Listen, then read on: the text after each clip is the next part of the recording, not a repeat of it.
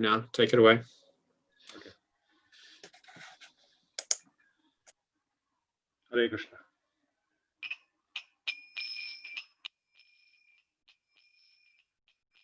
Jaya Radha Madhava Kunja Bihari Jaya Radha Madhava Kunja Bihari Jaya Gopi Jana Vallabha Girivaradhari Jaya Gopi Jana Vallabha Girivaradhari Yashodanandana Braja Jana Ranjana Yashodanandana Braja Jana Ranjana Yamuna Tira Vanachari Yamuna Tira Vanachari Jaya Radha Madhava Kunja Bihari Jaya Radha Madhava Kunja Bihari Jaya Gopi Jana Vallabha Girivaradhari Jaya Gopi Jana Vallabha Girivaradhari Yashodanandana Braja Jana Ranjana Yashodanandana Braja Jana Ranjana Yamuna Tira Vanachari Yamuna Tira Vanachari Jaya Radha Madhava Kunja Bihari Jaya Radha Madhava Kunja Bihari Hare Krishna Hare Krishna Krishna Krishna Hare Hare Hare Rama Rama Rama Hare Hare Hare Krishna Krishna Krishna Hare Hare Hare Rama Rama Rama Hare Hare Hare Krishna Krishna Krishna Hare Hare Hare Rama Rama Rama Hare Hare Jaya Radha Giridhari Radha Giridhari Radha Jaya Radha Giridhari Radha Giridhari Radha Jaya Jagannath Jaya Jagannath Jaya Baladeva Jaya Subhas Jaya Jagannath Jaya Jagannath Jaya Baladeva Jaya Subhas Jaya Gaunitai Jaya Gaunitai Jaya Gaunitai Jaya Gauni Jaya Gaunitai Gaunitai Gaunitai Jaya Gauni Prabhupada Prabhupada Prabhupada Jaya Jaya Prabhupada Jaya Jaya Prabhupada Prabhupada Prabhupada Jaya Jaya Prabhupada Jaya Jaya Gurudev Gurudev Gurudev Jaya Jaya Gurudev Yamushtapad Paramahamsa Parivrajacharya Ashtottara Satasri A.C. Bhaktivedanta Swami Srila Prabhupada ki jai अनंत कोटि वैष्णव वृंद की जय रामाचार्य लालिदास ठाकुर की जय प्रेम से कहो श्री कृष्ण चैतन्य प्रभु नित्यानंद श्री अद्वैत गदाधर श्रीवास आदि गौर भक्त वृंद की जय श्री श्री राधा गिरिधारी भगवान की जय श्री श्री जगन्नाथ बलदेव सुभद्रा मैया की जय श्री श्री गौर निताय की जय निताय गौर प्रेमानंदे हरि हरि बोल all glories to the assembled devotees Hare Krishna all glories to the assembled devotees Hare Krishna all glories to the assembled devotees Hare Krishna all glories to the lotus feet of Sri Guru and Sri Gauranga. All glories to Srila Prabhupada. All glories to Srila Gurudev. Hare Krishna. So welcome everybody to this evening session of Srimad Bhagavatam Katha. So those of you who are following us, last Tuesday, we started a new Katha, a new Leela from the 6th canto, and we started it with the subject of atonement and association, of how in this material world, in spite of all forms of atonement that people take to, it is very difficult to atone for the sinful desires that are there in somebody's heart as part of their conditioned existence in this material world. And as a part of explaining that point, Shukadev Goswami starts narrating this wonderful story of this Brahman called Ajamila. And last time we saw how this Brahmana, although born in a Brahmana family, being trained as a proper Brahmana, somehow or the other, just by a moment's association with a low-class male and female enjoying each other in the marketplace, he, just by momentarily associating himself through his senses, he somehow felt the lusty desires creep up into his own heart. And although he tried to suppress them as a result of his Brahminical training, he could not do so. So we saw that, one of the lessons that we actually learned is it doesn't matter how short or how long the association is. Associating with something that is sinful, that's something that is abominable, because our senses are conditioned, even though it might be for a few seconds, it influences us, whether good or bad. Similarly, in Chaitanya Charitamrita, there is a nice verse that says, Sadhu Sango, Sarvo Shastre Koy, Lobomatra Sadhu Sango, Sarvo Siddhi Hoy. The association of a saintly person, Sadhu Sanga, the association of a saintly person, even if it is a moment, Lobomatra, Sadhu Sanga, Sarvo Siddhi Hoy, we can achieve perfection of this human life and reach our ultimate destination. Similarly, a momentary association with something that is abominable, or an action that is abominable, or an environment that is abominable, will make us and our senses completely degraded, and we will lose focus of the actual existence of this human life. And that is exactly what happened with Ajamil Brahmana. And that is the first lesson for us to learn, is we should be very careful what we engage our senses in and to what extent we associate with a person or in any environment. Although he was influenced wrongly, because his father was there with him, or he lived with his father, his impulses or his propensity to enjoy was in check. He couldn't openly do anything about it except for thinking about these lustful thoughts.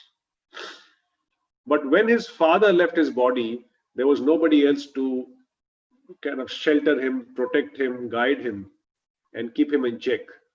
So when his father left, his senses took control, and because he said that he thought that nobody else is there to now check me out or keep me in the right track or tell me to do what to do, I can do whatever I feel like. And that's when he actually got that society girl whom he had seen in that marketplace. He actually brought her home. So much so that he neglected his own family, his own wife went away, and he had to maintain that society girl. And we saw how he inherited a lot of wealth. I mean, not a lot of wealth, but whatever wealth he inherited from his father, he started spending to maintain her. And of course, he had children from her. She used to cook the food, which is also considered kind of not really food that is required for our finer existence, because it's cooked by a low-class person with low-class habits. So his entire existence became degraded. His own family, his own food, his environment. On top of that, when he finished off his inheritance, he started earning money in unlawful and wrong means. He started gambling, cheating, and all sorts of things. And like that, he passed his life until he reached the age of 88. And at that point of time, something wonderful happened. I mean, wonderful happened eventually, but at that point of time, he got to know that his time of passing has come about. And when that happened, he saw three ferocious creatures, ugly looking, absolutely, just looking at them, somebody would faint. So he just looked at them and he was so much fearful that he cried out. And he was very attached somehow to his son. He had 10 sons. And his youngest son was very small. And he used to spend a lot of time with him, always calling out his name, Narayan, Narayan, Narayan, and very affectionate. So unknowingly, he was chanting the holy name even before he reached the age of 88. But at that point, when he saw these three ferocious personalities, he thought, or his mind focused on his little son Narayan. And out of complete fear and helplessness, he cried out the name of his son many times, Narayan, Narayan, Narayan. So when he cried out the name of his son, actually he was chanting the holy name of the Lord. And because he was chanting without any offenses, without any expectation, he was chanting in the middle stage, or what we call as namabhas. As a result of that, all his sinful activities became nullified. That holy name completely destroyed those reactions. And as just when his soul was about to be taken away by the Yamadutas, the three Yamadutas, arrived four wonderful looking beings. And they were the Vishnu Duts, with four-armed, just resembling Vishnu, carrying out the orders of Vishnu. So they just happened to come to that place. Why? Because they heard the name of their master from the lips of Ajamila. And when they arrived there, they stopped the Yamadutas from taking the soul, or forcibly taking the soul of Ajamila. So Yamadutas were very taken aback that they had never been stopped like this ever before. And they always thought that their master Yamaraj is a supreme in the universe. And there's nobody above him to actually stop his or impede their activities. So he asked, or the Yamadutas, they asked these Vishnu Dutas some questions. Instead of fighting with them, it also teaches us the etiquette of how to deal with people around us. So he said, how do you challenge us in what we are doing? Are you some devata, or you seem very effulgent, but why are you obstructing us? And then we discussed towards the end of the last session, where we saw that Vishnu Dutas, they smiled and they asked a very relevant question, in fact more of a comment rather, to say that you are the servants of Yamaraj, who is the upholder of dharma, religious principles.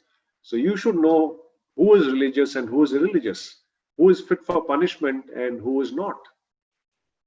And then the Yamadutas started describing how Ajamila was so sinful from very earlier age, and he deserved to be punished. In fact, everyone in this material world, as a result of being conditioned, deserved or deserves to be punished. They also mentioned that obviously dharma is something that is set by the Supreme Personality of Godhead. And at that point of time, they demanded that basically what they were doing was their just duty in taking away the sinful person. And that's where we concluded last time. Then the Vishnu Duts, they responded. And it is said that Vishnu Duts, like the devotees of the Lord, they are very expert in logic and argument. They can respectfully put forward the right arguments to convince somebody. So they said that it is indeed very painful that the people who are in charge of maintaining the religious principles, they are now needlessly punishing innocent people. Are the leaders so polluted that they are exhibiting partiality and punishing people who are not, who don't deserve to be punished? So where will the innocent citizens go to? Who will they go to? And then they started, or they started telling the actual effects of what Ajamil did just before he gave up his body. And there is a nice verse from Srimad Bhagavatam, which we will look at from Canto 6, Chapter 2, Text 7. So before we recite, we'll just say the invocation prayers. Om Namo Bhagavate Vasudevaya. Om Namo Bhagavate Vasudevaya.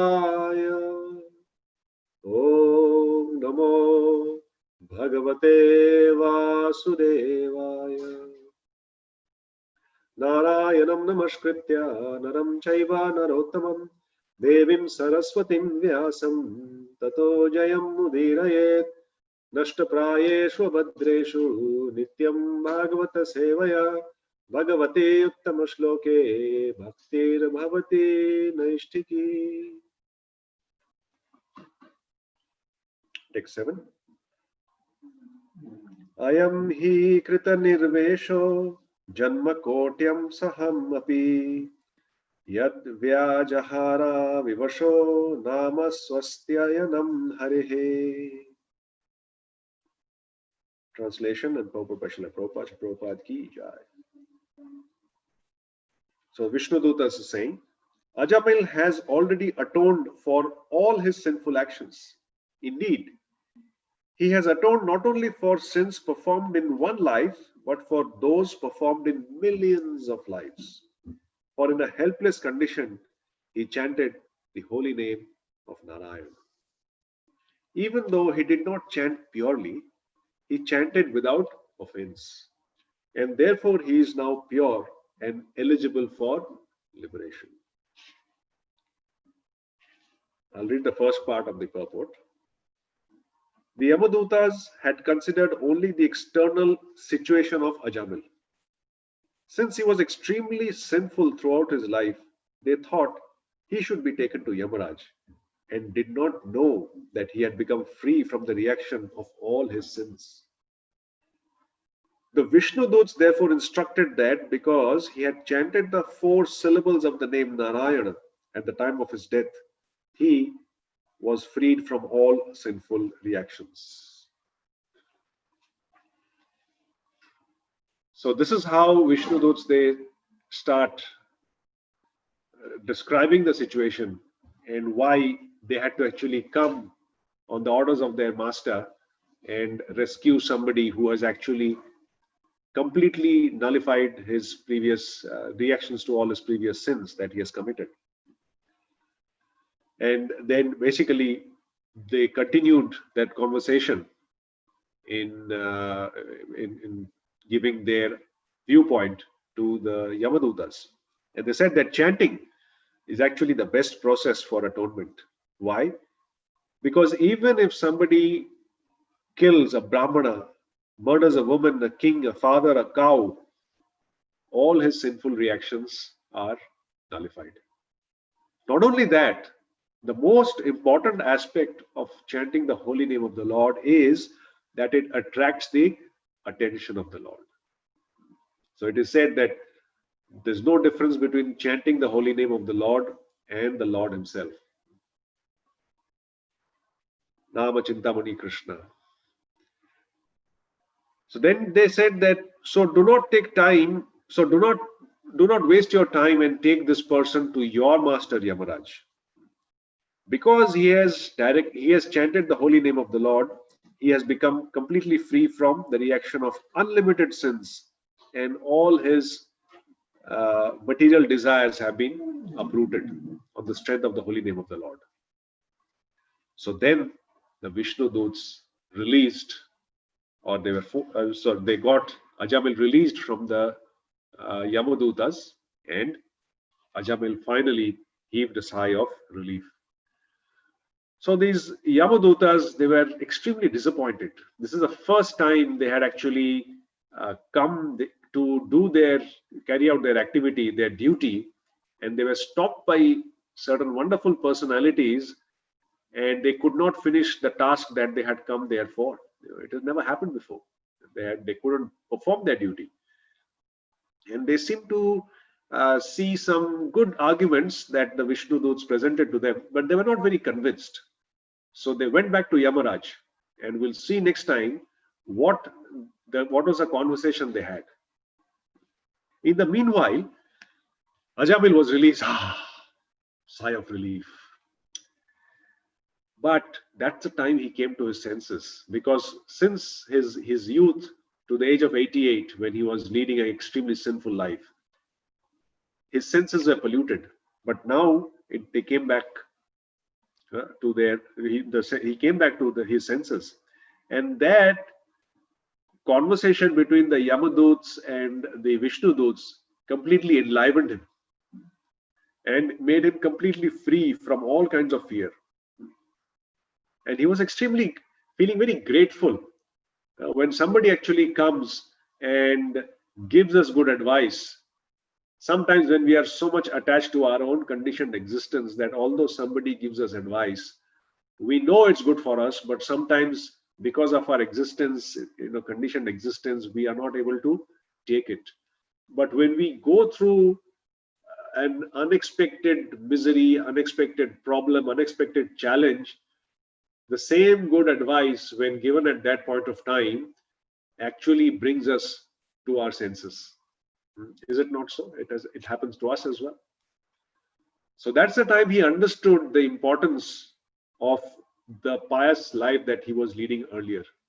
And he was feeling extremely grateful to Vishnu Doots for coming there and saving him, although he thought that he was not really qualified to be saved by the Vishnu Doots.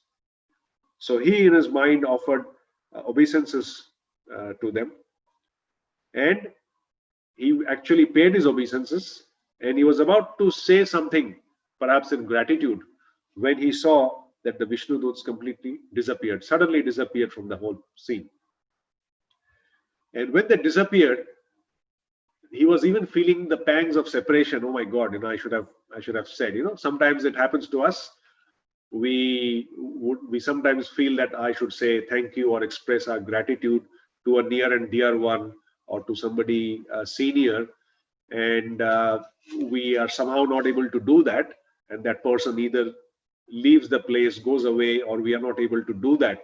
We feel very remorseful that, oh, I should have said this earlier. So he had that feeling. But since he was enlightened and he took the message of the Vishnu Doots on board, he regretted for his past life. What have I done? He knew that he actually fell from his Brahminical position and he neglected his parents. So just like, when we come to our senses, all the bad activities that we do sometimes come to us in the form of a sequence, like a movie reel.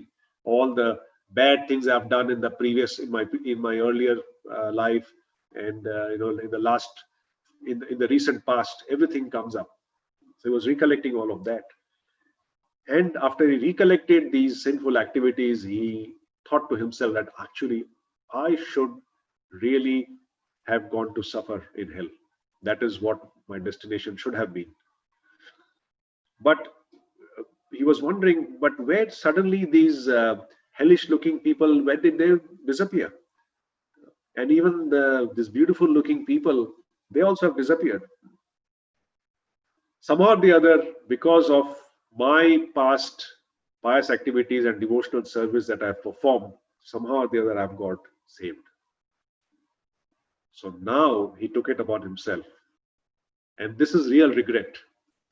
When we understand that I've done something wrong, I have been corrected, and I could have suffered a lot, but because of Krishna's mercy, because of the devotee's mercy, that suffering has reduced considerably. We take it upon us to actually reform ourselves, to do something that we should be doing as our duty in relationship to the Supreme Lord. So at that point of time, he said that now I take full control of myself and my actions. And he decided that now he's going to engage in devotional service. So sometimes we see, even in our life, when we go through a lot of miseries, a lot of problems, unexpected, we become remorseful, we reflect on the past, and we know from scriptures and from senior Vaishnavas that this is the time to actually intensify our devotional service, to remember Krishna. And these instructions came to Ajamila at the right point of time. So he fixed his mind on Krishna's feet and decided that he would never get deviated ever. So he decided to practice devotional service sincerely. So we can see that just that association with Vishnu Duts had completely transformed him. So before he was a Brahman, a little association with the society girl completely transformed him. And from a Brahmana, he became worse than a Shudra. Similarly, at the end of his life, he had this association of Vishnu Duts. And just by their association, all the sinful reactions not only were destroyed, he also got the impetus to follow a life that is committed towards devotional service. So he decided that he is going to completely leave everything, leave home, leave all that he has got, and go to Haridwar. And in Haridwar, he wanted to execute complete devotional service.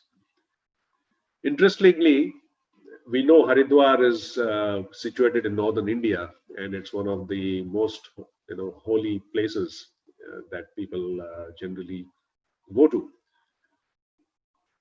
Haridwar, that means what? It is the Dwar of Hari, the door to Hari's abode, to the abode of Lord Krishna. Incidentally, in Haridwar, all the temples that are located in that area are temples which are dedicated to Lord Shiva, Shambhu. So people generally have this understanding that from scriptures that anybody who gives up their body in Haridwar goes to the abode of Lord Hari, for sure. So they feel that because they have given up their body in Haridwar, owing to that being the place of Lord Shiva, it is Lord Shiva who actually gives them the liberation from this material existence.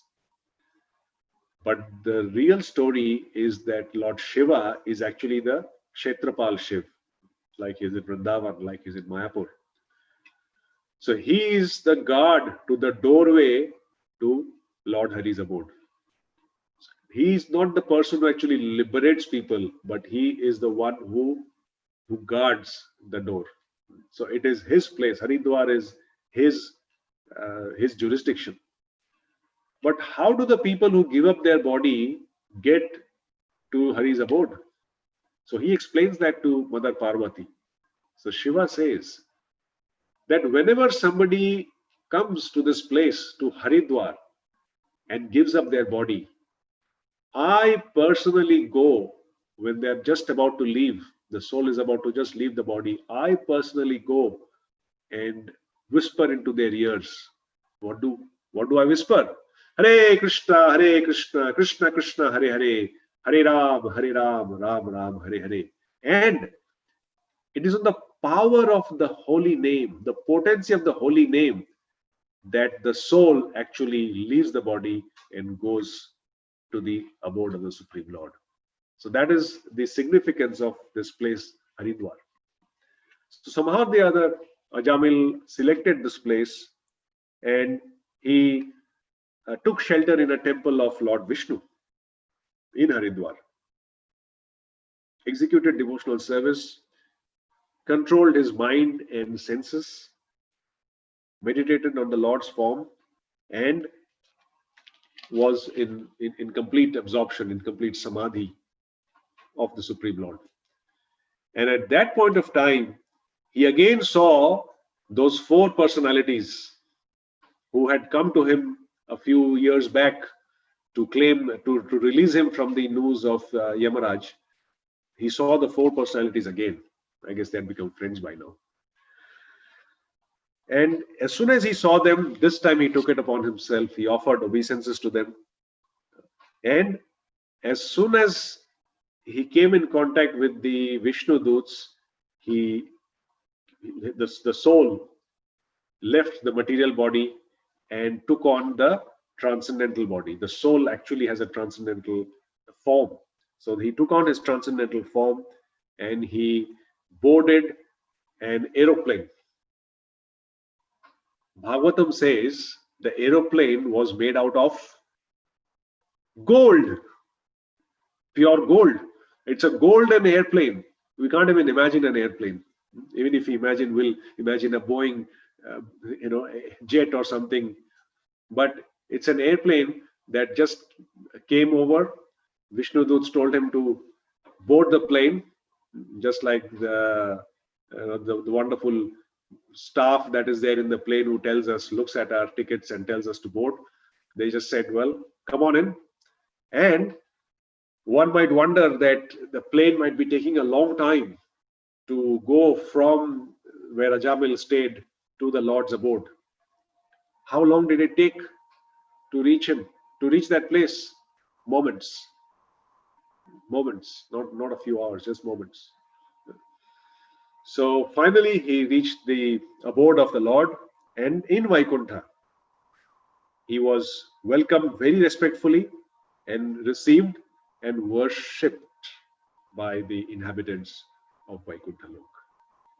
So from a Brahmana to a sinful offender to a devotee.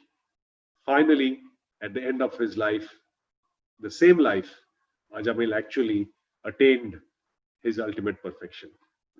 So Srila Prabhupada always used to say that if we are sincere in following his instructions, if we are sincere in executing our devotional service under our bona fide spiritual master, then Prabhupada mentioned that he has given us the process of achieving ultimate perfection in this life itself. Of course, we don't meditate on the fact whether we will achieve perfection in this life or next life or a few lifetimes. What is important is to engage in devotional service of the Lord sincerely and to the best of our ability, and pray for the mercy of the Lord to put us wherever he feels appropriate. But wherever it is, we should remember the prayers that Dhruva Maharaj mentions, that Parikshit Maharaj mentions, that my Lord, wherever you keep me, always keep me in the association of devotees. Always ensure that I'm able to engage in your loving devotional service. And that is the perfection of human existence. Srimad Bhagavatam ki jai, Srila Prabhupada ki jai. So next week, same day, same time, we will continue with the last part of Ajamila Leela, specifically what happens when the Yamadutas, they go to Yamaraj and they start inquiring that what is it that happened and how can something like this happen? And the response of Yamaraj is the complete glorification of the holy name of the Lord. So next week we'll conclude this Leela with the glorification of the holy name. Thank you very much. Hare Krishna.